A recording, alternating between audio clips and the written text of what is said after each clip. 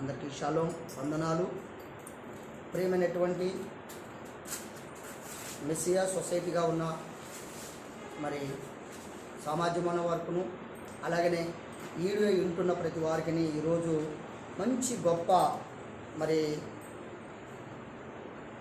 మైండ్కు సరైనటువంటి వార్త మీ మధ్యకు తీసుకొని రావడం జరుగుతూ ఉన్నది. కారణం ఏంటంటే ఈరోజు పరిశుద్ధ గ్రంథములో ధర్మశాస్త్రం అనేటువంటి మాటలో సుమారు 301 పర్యాయాలు మనకు కనపడతా ఉన్నాయి. 301 ధర్మశాస్త్రం మీద 301 పర్యాయాలు మనకు కనపడుతున్న ఈ ధర్మశాస్త్రం నుండి మనం ఏం నేర్చుకుంటున్నాం, మనం నేర్చుకునేది ఏంది, మనం నేర్చుకున్నది ఏంది, మనం గమనించాల్సినటువంటి అవసరత లేకపోలేదు.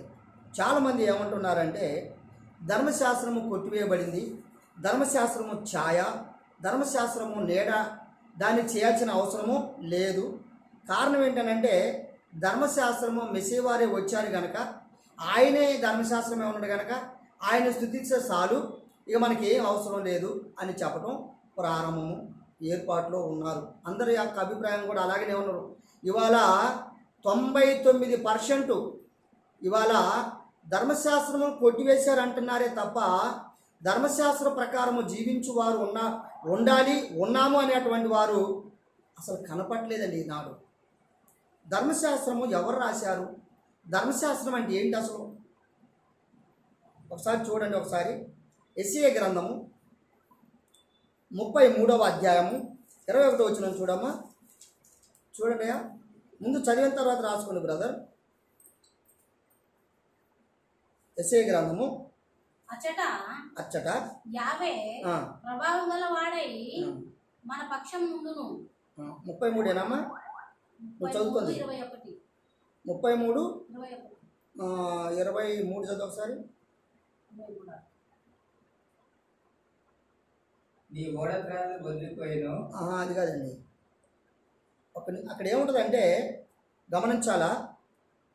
యావే శాసనకర్త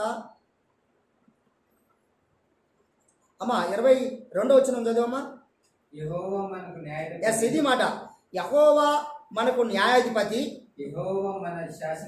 యావే మనకు శాసనకర్త, యెహోవా మన రాజు, ఆయన మనలను రక్షించును. చాలండి. అసలు ఏమర్థమైంది మాట? శాసనకర్త అన్నాడు. అందుకే బ్రదర్, శాసనకర్త అంటే ఏంటి? శాసించేవాడు. అంటే బైబిల్లో ధర్మశాస్త్రమును శాసించింది ఎవరు? ఆయనే కదా. అసలు ధర్మశాస్త్రము లేనప్పుడు ఏముంది?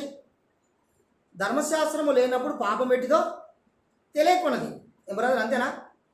అంటే ధర్మశాస్త్రం రానప్పుడు పాపం పెట్టిదో తెలియకపోయింది. ధర్మశాస్త్రం వచ్చిన తర్వాత దానికి ప్రాణం వచ్చిందంట. అంటే ధర్మశాస్త్రం వల్లనే ఇప్పుడు మనకు వెలుగుంటేనే చీకటి కనపడుతుంది, చీకటికి వెలుగు వేరు కనపడుతున్నాయి కనుకనే ఇది చీకటి, ఇది రాత్రి అని చెప్పుకోవడానికి రుజువు అవుతుంది. అంతే తప్ప మరొకటి కాదు. కానీ మన క్రైస్తవ సోదరులందరిగా కూడా ఎలా ఉన్నారంటే క్రైస్తవులో ఇది రూపకమైన ఆజ్ఞ గల ధర్మశాస్త్రమును కొట్టివేయబడింది అంటున్నారు. అది నిజమే. ఎఫెసీయులకు రాసిన పత్రిక 2వ అధ్యాయం 14వ వచనంలో ఉన్న మాట కొట్టివేయబడినటువంటి మాటలు.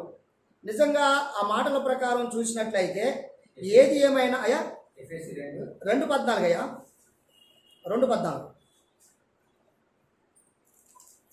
ఆయన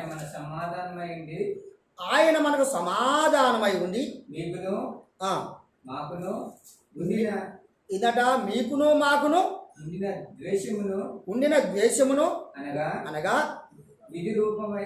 ఇది రూపకమైన ఆజ్ఞ గల ధర్మశాస్త్రమును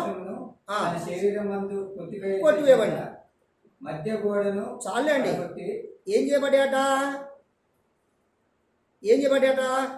ఆయన మన సమాధానమై ఉండి మీకును మాకును ఉండిన ద్వేషమును అనగా, బాగా గమనించాలా, ఏంటి ఆ ద్వేషం గమనించాలా. మీకును మాకును ఉండిన ద్వేషమును అనగా ఇది రూపకమైన ఆజ్ఞ గల ధర్మశాస్త్రము కొట్టివేయబడిన అన్నాడు. అదేవిధంగా ఎప్పుడైనా ఏదైనా ఎక్కడైనా చెప్పుకోవడానికి ఇది రూపకమైన ఆజ్ఞ గల ధర్మశాస్త్రం అంటే ఏంటి? అయ్యా, ఇది రూపకమైన బ్రదర్, ఇది రూపకమైన, ఇది రూపకం అంటే రూపింపజేసేది, అంతేనా? ధర్మశాస్త్రం అంట. ఏంటి ఆ ధర్మశాస్త్రం అంటే? మరలా చెప్తున్నాను, ధర్మశాస్త్ర విషయంలో మన వాక్యాలు మీ అందరికీ తెలుసు. దరిదాపుగా ధర్మశాస్త్రం మీద అనేక వీడియోలు చేయడం జరిగింది. దయతో గమనించండి. ఒకవేళ కాని పక్షమున మీరు ప్రేమతో పలకరించవచ్చు, మాట్లాడుకోవచ్చు. మేము ప్రేమపూర్వకంగానే మీకు తెలియపరచడానికి నేను ఇష్టపడుతున్నాను. కారణం ఏంటంటే ధర్మశాస్త్రం అనగా ఆజ్ఞల్లో, 10 ఆజ్ఞల్లో ఒకటే కాదు, ఆజ్ఞల్లో ఆజ్ఞాపించెను, అంతే కదండి. దేవుడు ఆజ్ఞాపించెను అంటే ఇంతకుముందు ఏం చదువుకున్నాం మనం యేషయా గ్రంథంలో? ఆయన మనకు శాసనకర్త, ఎక్కువే మనకు శాసనకర్త అంటే శాసించేవాడని అర్థం. అంటే భూమి ఆకాశములు ఏ విధంగా అయితే నిర్మించాడో అదేవిధంగా సర్వ సమస్తమును నిర్మించిన తర్వాత పరమ తండ్రి కొంతకాలమైన తర్వాత 400 సంవత్సరాల తర్వాత మోషే వారి ద్వారా ఏం చేశారండి? ధర్మశాస్త్రమును తానే సినాయి పర్వతం మీద తన వేలుతో రాసి ఇచ్చినట్లుగా మనకి అందరికీ తెలిసిన విషయమే. చూస్తారా ఒక్కోసారి? కీర్తన నిర్గమకాండము 12వ అధ్యాయము 18వ వచనం చూడండి ఒకసారి.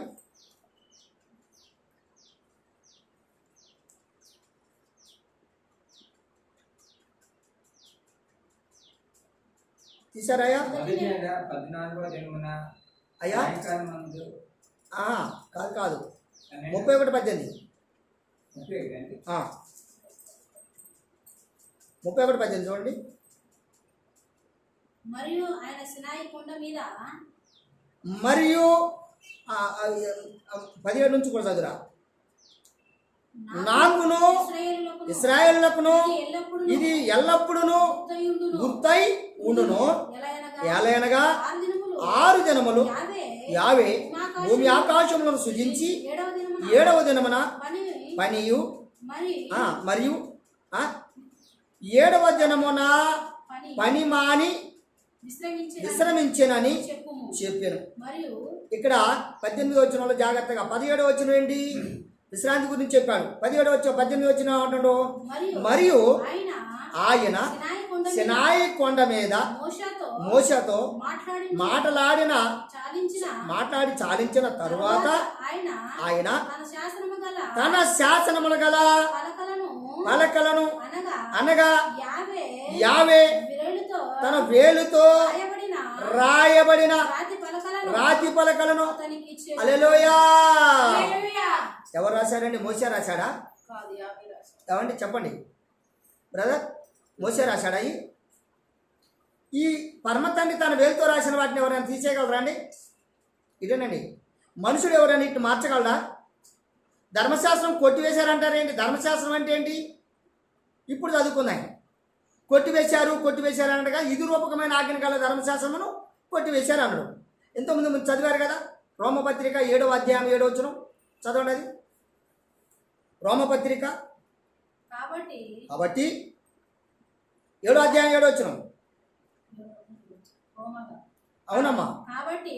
కాబట్టి ఏమందుము ధర్మశాస్త్రము పాపమాయన అట్టని రాదు. ధర్మశాస్త్రము వలనే గాని పాపమనగా ఎట్టిదో నాకు తెలియకపోవును. అక్కడ ఆగుదాని. ఇక్కడ ఏందట? ఇక్కడ ధర్మశాస్త్రం వల్లనే మాత్రమే ఈ పాపం ఎట్టిదో అర్థమవుతుంది. ధర్మశాస్త్రం లేకపోతే ఏమందట? ఈ పాపం ఎట్టిదో నాకు తెలియకపోవును అంటాడు అక్కడ. అదే కింద అంటాడు, ఆశింపవద్దని ధర్మశాస్త్రము చెప్పిన వేళ దురాశ ఎటిదో నాకు తెలియకపోయింది. ఇదండి మాట. ధర్మశాస్త్రము చెప్పకపోతే దురాశ అనేది నీకు తెలుసా? ఇంకోటి 10 ఆజ్ఞలు ఇప్పుడు మనం చదువుకున్నాం కదా. నేనే దేవుడను, నేను తప్ప వేరొక దేవుడిని కొట్టకూడదు. పై ఆకాశం అందే కానీ, కింద భూమి అందే కానీ, భూమి కింద నేల అందే కానీ ఉండు. దేని రూపమునైన విగ్రహమైన నువ్వు చేసుకునకూడదు, వాటికి సాగలపడకూడదు, వాటిని పూజింపకూడదు. ఏలైనా కానీ ఏలోమైన యావేనకు నేను రోషమగల దేవుని, ఇలా చెప్పుకుంటూ వచ్చాడు కదా. చెప్పుకుంటూ వచ్చి 8వ వచ్చిన వాళ్ళు ఏమన్నాడు? నా విశ్రాంతిలో పరిశుద్ధంగా నీవు ఆచరించుటకు జ్ఞాపకం ఉంచుకోనము అన్నాడు. ఈ విధంగా చెప్పుకుంటూ పోతే ఇవన్నీ కూడా ఇక్కడికి 8వ వచ్చిన కాడికి వచ్చే వారికి 4 ఆజ్ఞలు అయిపోయినాయి అండి అక్కడ. ఇకపోతే 5వ ఆజ్ఞ ఏంటట? ఇక్కడ నీ దేశంలో కానీ, నీ ఇంట్లో కానీ, నువ్వు కానీ విశ్రాంతి దినమున ఏ పని చేయవద్దు. నువ్వు కానీ, నీ కుమారుడు, కుమార్తె, నీ దాసుడు, నీ దాస్యాన్ని ఏ పని చేయొద్దు అన్నాడు. తర్వాత ఇంకా దాంట్లోనే ఇంకో మాట ఏమన్నాడు? నీ తల్లిదండ్రులను సన్మానించమన్నాడు. ఇకపోతే కిందికి వస్తే ఏమంటాడు అక్కడ? నరహత్య చేయవద్దు, అంతేనండి. వ్యభిచారము చేయవద్దు, దొంగెళ్ళవద్దు, అబద్ధం ఆడవద్దు, నీ పురువాను సొమ్ము ఆశింపవద్దు. వద్దు వద్దు వద్దు. మరి నువ్వు చేస్తావా? బుద్ధి లేని వాళ్ళ, బుద్ధి లేని అటువంటి ఆలోచనతో కొట్టివేయబడదు కదా. మరి మీరు చేయరాదు. మరి వాడిని బుద్ధి లేకుండా కొట్టివేశారంటానికి మనం జ్ఞానం ఉండే, జ్ఞానం లేకనా? గ్రహించగలిగిన ఆలోచన ఉండవద్దా? ఒక మాట ఇక్కడ చెప్పవలసినటువంటి ఆలోచన ఏంటంటే, కొట్టివేశారంటే అర్థం ఏంటి? అది మనకు అవసరం లేదని అర్థం. కొట్టివేసిన తర్వాత మనకు అవసరం లేదు. ఎవరు కొట్టేశారు? దేవుడు కొట్టేశాడా? కొట్టేసింది నిజమే. ఇంతకుముందు చదువుకున్నాం కదా మనం. ఇది రూపకమైన ఆజ్ఞ గల ధర్మశాస్త్రమును కొట్టివేశాడంటగా. తన శరీరం అందు కొట్టివేయబడినాడు. ఏం కొట్టివేయబడ్డాడంటే అవతల 603 ఆజ్ఞలు కొట్టివేయబడ్డాడు. ఈ 10 ఆజ్ఞలు మాత్రమే స్థిరపరిచాడు. ఈ 10 ఆజ్ఞలు స్థిరపరిచినటువంటి 10 ఆజ్ఞల్లో విశ్రాంతి దినం ఒకటి. మర్చిపోదు సుమి, జాగ్రత్త. ఒకవేళ ఈ విశ్రాంతి దినం మర్చిపోతే ఏమైందట? నిర్గమకాండము చదువు బ్రదర్. నిర్గమకాండము 31వ అధ్యాయం 12వ వచనం చదవండి.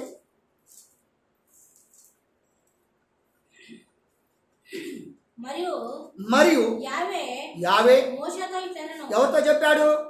మోషేతో. ఎవరు చెప్తున్నారు ఈ మాట? సృష్టికర్తే చెప్తున్నాడు, మనుషులు కాదు ఎవరు చెప్పేది.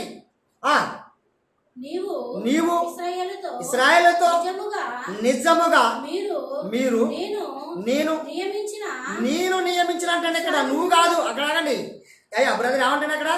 నేను నియమించానంటేనే తప్ప మనుషుడు ఎవడు కాదు భూమి మీద. నేను నియమించిన విశ్రాంతి దినమును ఆచరింపవలెను. మిమ్మును ఏం చేయాలట? మిమ్మల్ని మీరు పరిశుద్ధపరచబడినట్లు యావే నేనే అని తెలుసుకున్నట్లు. అది ఒక్కటే కాదు, మీ తరతరములకును నాకును మీకును గుర్తగును. కావున మీరు విశ్రాంతి దినమును ఆచరింపవలెను. నిశ్చయముగా అది మీకు పరిశుద్ధము. ఇక్కడ ఆగుదాయి. అది పరిశుద్ధము. ఇలా చేయండి, అలా చేయండి, ఇలా చేయండి అని నిర్గమకాండములో చెప్పాడు. అలాగనే అపోస్తల కార్యంలో చెప్పాడు. అలాగనే ఇంకా ప్రకటన గ్రంథంలో చెప్తుండు. అలాగనే మరి కొలసీలో చెప్తా ఉండు. ఏంటి ఇవన్నీ? ఇలా చెప్పుకుంటూ పోతే అనేక విషయాలు తెలియపరచబడుతున్నాయి కదా. అందుకని అలాగని కంటిన్యూ చేయమా. నాచరింపవలెను నిశ్చయముగా అది మీకు పరిశుద్ధము. దాన్ని అపవిత్రపరచువాడు తన ప్రజల్లో నుండి ఎవరట? దాన్ని ఒకవేళ అపవిత్రపరిచారా, లేక అది లేదంటున్నారా, ఒకవేళ అది కొట్టివేయబడింది అంటారా, లేక దాన్ని మార్పివేయబడదంటారా? ఈ విధంగా ఎవరైతే అంటారో వారిని నా ప్రజల్లో నుండి కొట్టివేస్తా అంటాడు. అంటే ఆజ్ఞలు కాదు కొట్టివేసేది. ఏమండి బ్రదర్? ఎవరిని? మనుషులు అంటాడా? ఆజ్ఞలు కొట్టివేస్తా అంటాడా? బ్రదర్ మీరు మాట్లాడండి అయ్యా. మనుషులే కదా.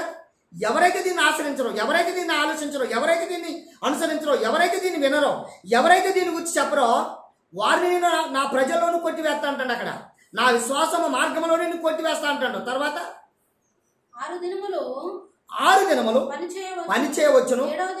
7వ దినమున యావేకు ప్రతిష్ఠితమైన విశ్రాంతి దినము. ఆ విశ్రాంతి దినమున పని చేయు ప్రతి వాడును చాలండి తప్పక మరణ శిక్ష నొందును. పరమ తండ్రికి స్తోత్రం. అరే మాకేదికా బాబు, ఇది ఛాయ నీడ కదా. యేసు ప్రభు వచ్చిన తర్వాత మమ్మల్ని విమోచింపజేశాడు కదా, ఇక మాకెందుకు విశ్రాంతి అంటే ఛాయ. ఆడ చెట్టు ఉంది, చెట్టుకు ఒక నీడ ఉంది. మరి చెట్టు కాడికి పోతేనే ఆ నీడ నీకు వచ్చేది. నీడ కిందికి పోతే నువ్వు స్వేచ్ఛగా ఉంటావా ఉండవా? నీకు స్వేచ్ఛ కావాలంటే బాగా పెట్టి ఎండ కొడుతుంది అనుకోండి, ఎండ కొడుతుందనంటే ఏం చేయాలి? నీడకు పోవాలి కదా. ఆ నీడ ఎవరు? మెస్సేవారు కాదా? వర్షం వస్తుంది అనుకోండి, ఉదాహరణకు వర్షం వస్తుంది, మన దగ్గర ఏ ఆయుధం లేదు, అప్పుడు ఏం చేస్తాం? గుబురుగా ఉన్న చెట్టును చూసి ఏం చేస్తాం? చెట్టు కింద కురుకుతాం. ఎందుకు? ఆ వర్షం మన మీద పడకుండా కొంతవరకు మనము కాపాడుకున్నట్టు వరకు చెట్టు కిందకి వెళ్తాం. ఇప్పుడు చెట్టు మనకి అంటే ఇటేనండి, చెట్టు మనకు ఆసరైందా లేకపోతే తీసివేస్తే బాగుంటుందా చెప్పండి? అంటే ఇలాంటి రుజువైనటువంటి ధర్మశాస్త్రమును కొట్టివేశారని ఇంకేం ఆశిస్తారు? మరి మీరు ఆశ్రయించేది ఏంటి? ఫస్ట్ మీరు నెరవేర్చవలసినటువంటిది మీ మీద ఉంది భారం అని చెప్పినటువంటి మాటకు మరి మీరు ఏమి నెరవేర్చాలని ఆశపడుతున్నారు? యేసు ప్రభు వచ్చాడు, నేను బాప్తిజం తీసుకున్నాను, నేను నమ్మాను, మా చర్చికి పోతున్నాను, శ్వాసం అయిపోయిందా? అయిపోయిందా? అందుకే అంటాను చూడండి ఒకసారి యెషయా గ్రంథము 1వ అధ్యాయము 13-14 వచ్చిన చదవండి ఒకసారి.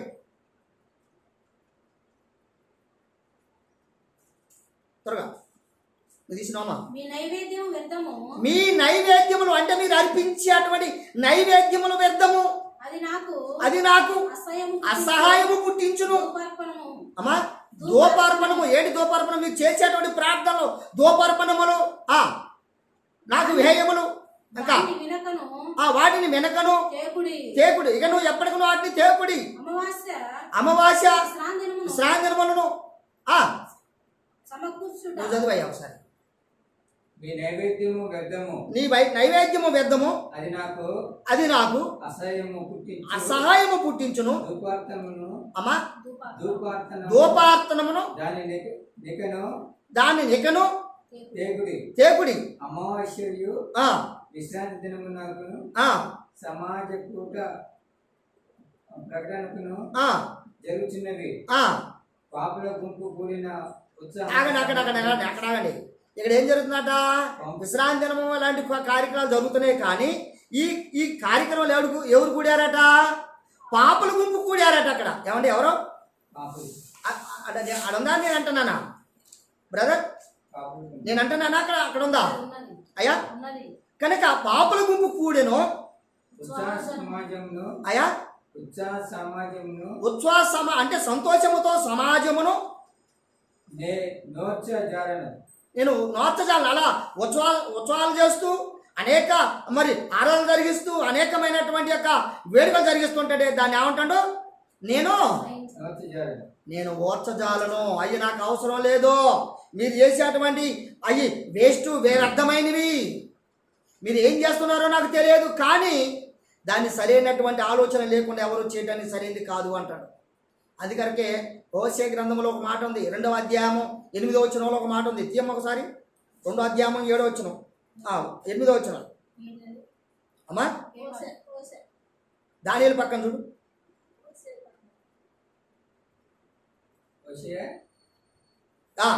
2వ అధ్యాయం 7వ వచనం 8వ వచనం.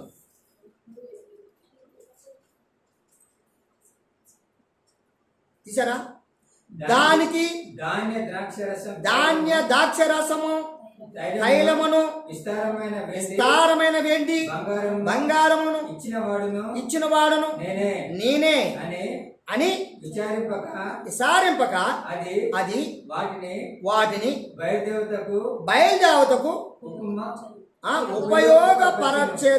పరిచను. చాలండి. ఏం చేశారటండి వీళ్ళు? ఎవరికి పరిచారటండి? ఎవరికి చేయాలి? అది ఎవరికి చేయాలా? ఎవరికి ఏం చేయాలా? చాలు. ఎవరు చేయాలా? అసలు సృష్టికర్త పక్షమున ఉన్నవారు ఇదేం చెప్పారు? ఏరే వాళ్ళని చేస్తూ ఉన్నారట. అంటే ఇది ధర్మశాస్త్రం నెరవేర్చేటువంటిదా? కాదు. అక్కడ ఉన్నటువంటి సంభాషణ వేరు, ఆలోచన వేరు. ఇప్పుడు బాధని ఒకసారి రోమపత్రిక 7వ అధ్యాయము 7వ వచనంలోకి వెళ్దాయి. రోమపత్రిక 7వ అధ్యాయం 7వ వచనం తొందరగా వెళ్దాయి. కాబట్టి ఏమవుదుము? మీరు కొద్దిగా స్పీడ్గా ఉండండి. కాబట్టి ఏమవుదుమో ధర్మశాస్త్రము పాపమాయన అట్లా అనరాదు. ధర్మశాస్త్రం వలనే కానీ పాపమనగా ఎట్టిదో ఇదండి. ధర్మశాస్త్రం వచ్చింది కనుకనే పాపం అంటే ఏంటో తెలిసింది తప్ప ధర్మశాస్త్రం లేకపోతే పాపం ఎట్టిదో తెలియదు. అందుకొరకు పాపం ఎరగనటువంటి వీరు, పాపం ఏంటో తెలియనటువంటి వీరు ధర్మశాస్త్రం అంటే ఏంటి? మంచిని చెడును తెలిపేది, రుజువు చేసేది అనమాట ధర్మశాస్త్రం అనేది. కనుక దీన్ని తెలపబడుతున్నటువంటి ఈ విషయం ఎప్పుడైతే ఇది రాయబడదో అది అప్పుడు మనకేమైంది? తెలియపరచబడింది. తర్వాత చదువు అక్కడ 7వ అధ్యాయం 7వ వచనంలోనే ఎట్టిది నాకు తెలియకపోవును అమ్మా ఆశింపవద్దని ధర్మశాస్త్రము చెప్పని ఎడల బాగా గమనించాలి. ఇక్కడ ధర్మశాస్త్రము ఏమొద్దన్నాడు? చెప్పని ఎడల ఏం చెప్పని ఎడలా? ధర్మశాస్త్రం చెప్పని ఎడల. బాగా గమనించాలి ఇక్కడ వాక్యాన్ని. ఎందుకు డబల్ చదువుతున్నాను ఇక్కడ అంటే ధర్మశాస్త్రము చెప్పనటువంటి ఏదై ఉన్నదో దాని గురించి చెప్తున్నటువంటి మాటలు మాత్రమే మనకి తెలియపరచబడుతున్నాయి. తర్వాత చెప్పలేడా దురాశ అయినా ఎట్టిదో నాకు తెలియకపోవును. చూసారా? దురాశ ఎట్టిదో నాకు తెలియకపోవును.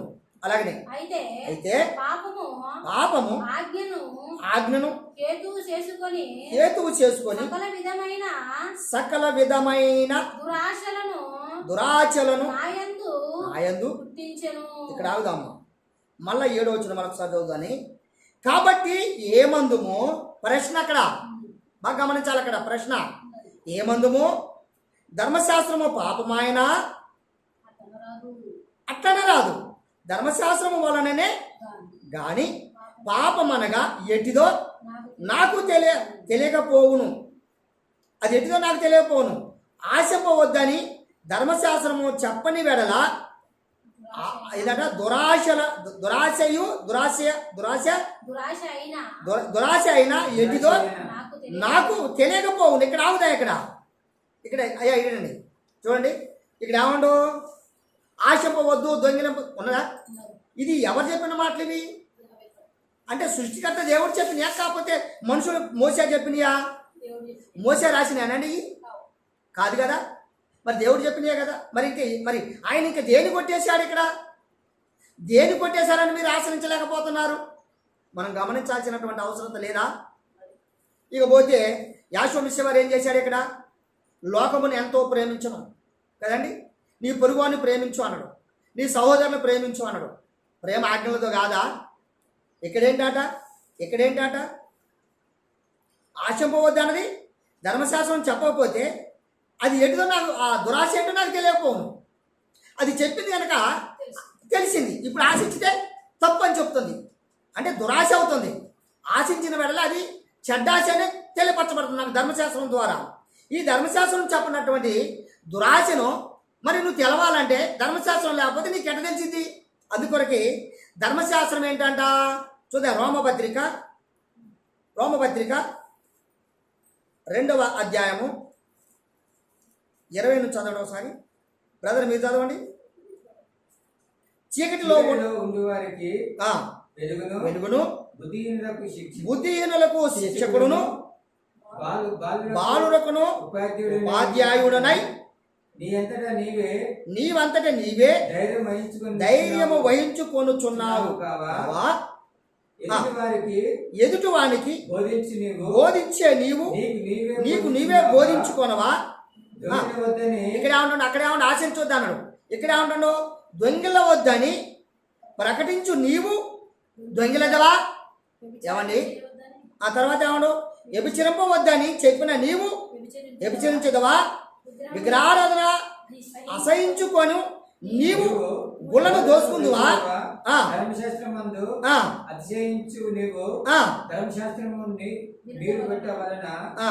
దేవుని అవమానపరిచేదవా?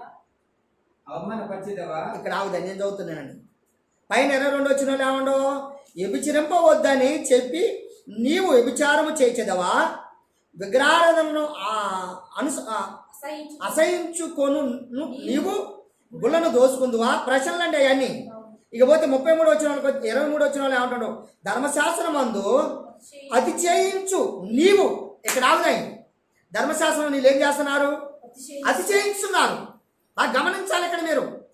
ధర్మశాస్త్రమును అక్కడ ఏమంటావు, అతిచేయించి నీవు ధర్మశాస్త్రము మీరుట వలన దేవుని అవమాన పరిచదవా.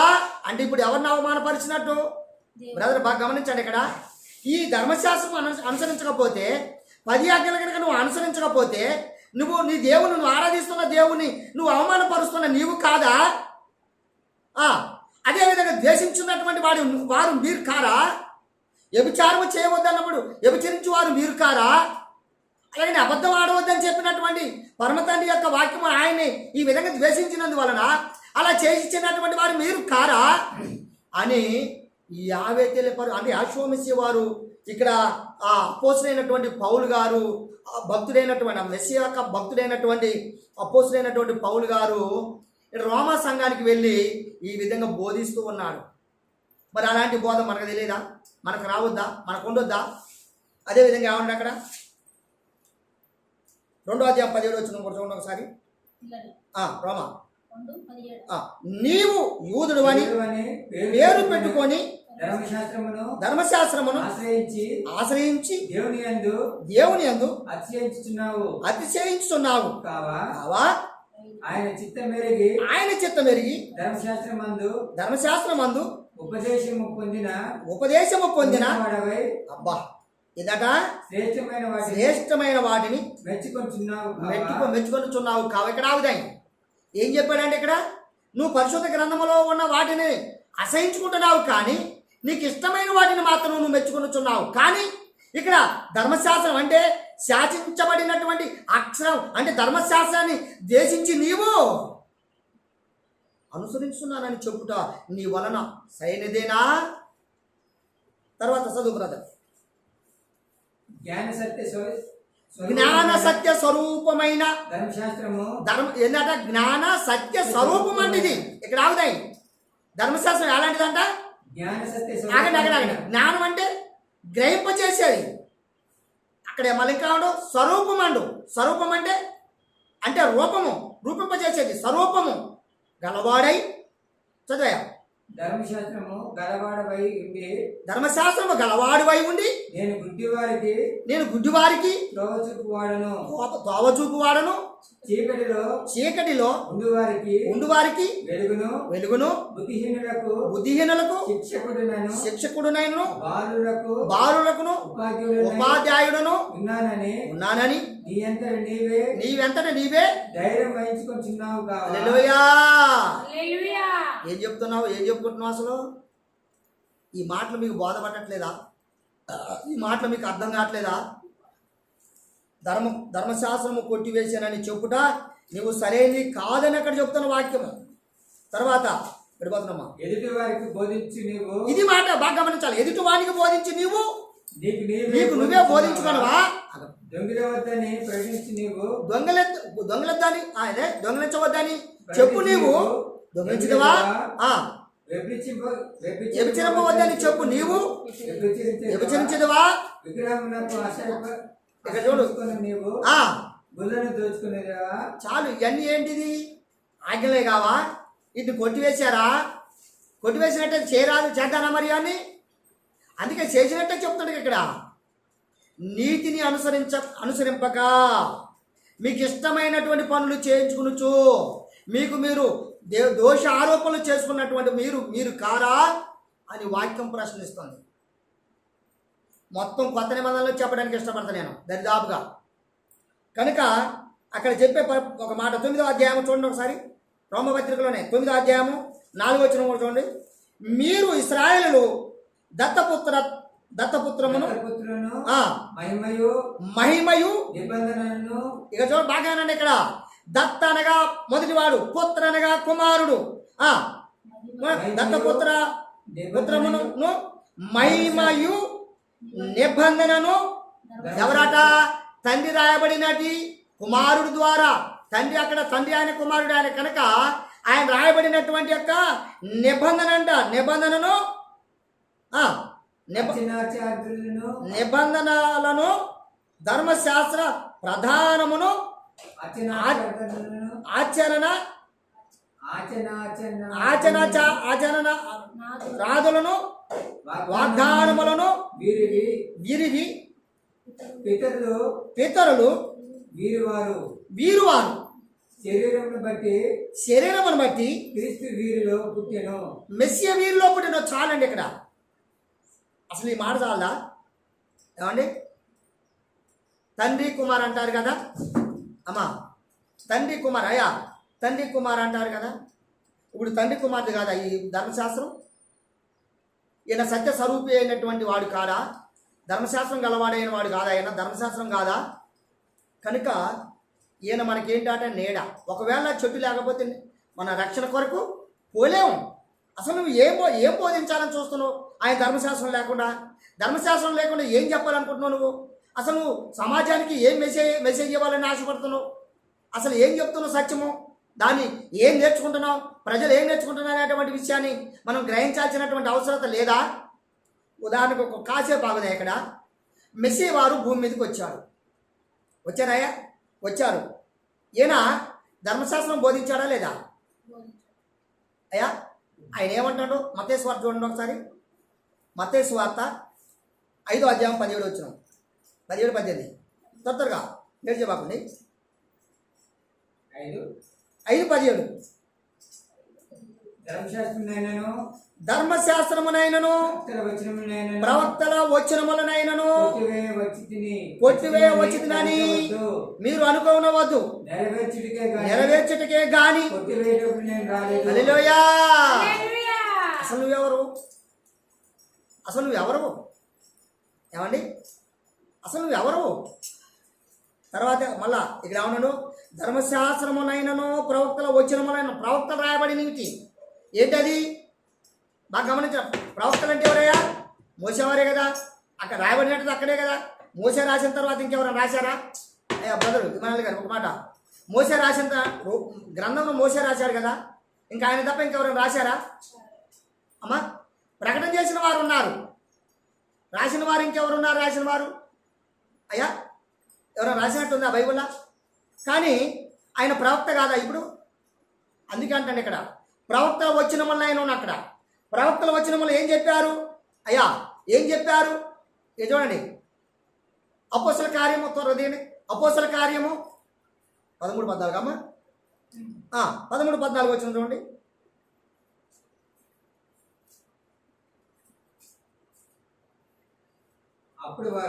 అప్పుడు వారు దెర్గే నుండి బయలుదేరి పిసికేదేనకు వచ్చాను. విశ్రాంతి దినమందు ఏందట? సమాజ మందిరములోకి వెళ్ళి కూర్చుండ్రి. ధర్మశాస్త్రము ప్రవర్తన లేఖనములను చదివిన తరువాత సమాజ మందిరపు అధికారులు సహోదరులారా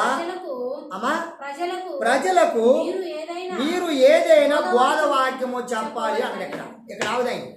ఇది ఎవరు చెప్తున్నారు? దీన్ని అపోస్తులు కాదా? అపోస్తులు చేశారు. పౌలు గురించి చెప్పుకుంటారు కదా. పౌలు చేయలేదా? ఇప్పుడు ప్రకటన గ్రంథం వరకు మీకు ఇది చూపించడానికి ఇష్టపడతా. అదేవిధంగా మరి ఆయన సత్యస్వరూప అయినటువంటి మెస్సీ వారు వచ్చారు కదా. మరి మెస్సీ వారు వచ్చిన తర్వాత ఆయన చేయలేదా? బ్రదర్ ఇదేనండి, మీరు రాత్రి బాగా రాసుకుంటూ కూర్చున్నారు. మెస్సీ వచ్చిన తర్వాత చేయలేదు ఆయన? యేసు ప్రభు వచ్చిన తర్వాత చేశాడు ఆయన అయ్యా? యేసు ప్రభు చేశాడా? ధర్మశాస్త్రం నెరవేర్చాడా? దొంగిలించవద్దు, అబద్ధం ఆడవద్దు, పొరుగువాడిని సొమ్ము ఆశించవద్దు అన్నాడా లేదా? ఇలాంటి చేయవద్దు అని చెప్పాడా? లేకపోతే చేయండి అని చెప్పాడా? అంతకంటే ముందు ఇంకో మాట ఏమన్నాడు? నిన్ను వల్ల నీ పొరుగువాడిని ప్రేమించాడు కదా అన్నాడా లేదా? ప్రవక్తలు కూడా అదే మాట చెప్పారు కదా. ద్వితీయోపదేశ కాండంలో ఉంది ఆ మాట. రాసుకో బాగా. నేనంటే బాగా అట్లా చెప్పుకున్నప్పుడు చాలా ఉన్నాయి. ద్వితీయోపదేశ కాండంలో కూడా ఏం చెప్పాడు? పూర్ణ హృదయంతోనూ, పూర్ణాత్మతోనూ, పూర్ణ వివేకముతోనూ ఉందా లేదా? అదే మాట మత్తయి సువార్తలో ఏం చెప్పాడు? అదే మాట కదా. అంటే అది ప్రవక్తల లేఖనములు కావా? అంటే కొట్టివేయబడ్డా? అది చెప్పినటువంటి మెస్సీ వారు చెప్పలేదా? మెస్సీ చెప్పినటువంటి పౌలు నెరవేర్చలేదా? పౌలు నెరవేర్చినటువంటి ఈ ధర్మశాస్త్రమును నీ మీద నా మీద లేదా? మనం చేసే బాధ్యత మనకు లేదా? దాన్ని కొట్టివేసేయాలని వెళ్ళిపోదానా మనము? మరి కొట్టివేస్తే మనం ఏం చేద్దాం మరి ఇప్పుడు? మనకు అవసరం లేదు, ఇక బైబిల్ అవసరం లేదు. ఒక వ్యక్తి కాడికి పోయా నేను, ఒక వ్యక్తి కాడికి పోయినప్పుడు ధర్మశాస్త్రం అంతా నీకేదిగా బాబు ఇలా ఇలా అంటాడు. ఓరి అన్యాయం పో, ఇదేం అన్యాయము? ధర్మశాస్త్రం లేకుండా నువ్వు అసలు బైబిల్ ఎట్ట పట్టినవా నువ్వు? ధర్మశాస్త్రం అంటే ఏంటి అన్న? ధర్మశాస్త్రం అంటే ఏంటి అసలు? ధర్మశాస్త్రం వాక్యం అంటే ఈ 50 ఏళ్ళతో రాసినటువంటి వాక్యం కాదా? అది నీకు అవసరం లేదు. అసలు నీకు బైబిల్ ఎందుకు అసలు? బైబిల్ ఎందుకు? మరి ఉగ్రాలు ఊగుతారుగా ఊర్ల మీదకి పోయి, ఆ విధంగా ఒకరాదు పోయి అలా చెప్పుకోరా సోది. ఇంక నీకు బైబిల్ ఎందుకు? ఇంకా మందిరాలు ఎందుకు నీకు?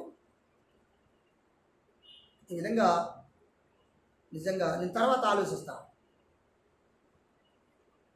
సుమారు 3 గంటలండి మాకు జీరో. చివరికి చెప్పినటువంటి మాటలు 2 మాటలు చెప్పారు. ఏమన్నారు? మేము ఇతరులు మా పితరులతో అందరితో కొంచెం చెప్పుకొని మేము కూడా దీన్ని అనుసరించడానికి ఆశపడతాం. ఎప్పుడు ఆశపడతాం? ఆశించు ఆశపో, నాకెందుకు? యేసుప్రభు చేయలేదా? యేసుక్రీస్తు చేయలేదా? లూకా సువార్త 4:16 ఉందా? తరువాత తాను పెరిగినటువంటి నజరేతు పుట్టినటువంటి ఊరు నుంచి పెరిగినటువంటి ఊరికి వచ్చి అక్కడ ఏం చేశాడట? సమాజ మందిరంలోకి వెళ్ళినప్పుడు అక్కడ యెషయా గ్రంథం ఆయన చేతికి ఇవ్వగానే, ఎవరికి? యేసుక్రీస్తు వారికి ఇవ్వగానే, ఆయన గ్రంథం ఇప్పగానే ఆయన ఏమన్నాడు? బేదల సువార్త సోన్సం చాలా ఉన్నాయి అక్కడ. యేసుక్రీస్తు వారి విశ్రాంతి దినాన్ని ఆశ్రయించలేదా? మరి ఆయన చేసినటువంటిది మరి ఇక్కడ 10 ఈయన రాయబడిన ధర్మశాస్త్రంలో ఉన్నటువంటిది 10 ఆజ్ఞల్లో నుండి ఏదైనా కొట్టివేయబడినటువంటి దాన్ని ఇది చేయాల్సిన అవసరం లేదని ఎక్కడైనా చెప్పాడా? మరి ధర్మశాస్త్రం కొట్టేశారని ఎందుకు చెప్తున్నారు అసలు? చెప్పుచున్నటువంటి మీరు నిజంగా గ్రహించాల్సినటువంటి అవసరత మీ మీద ఉన్నదన్న సంగతి మర్చిపోవద్దు. దయచేసి దీన్ని అనుసరించడానికి ప్రయత్నం చేయండి, దీన్ని ఆలోచించడానికి ప్రయత్నం చేయండి, దీన్ని అనుసరించి నడుచుకున్నట్టుకు ప్రయత్నం చేయండి. ఇది మిమ్మల్ని మీ కుటుంబంలో దేవుడు దీవించి ఆశీర్వదించునుగాక.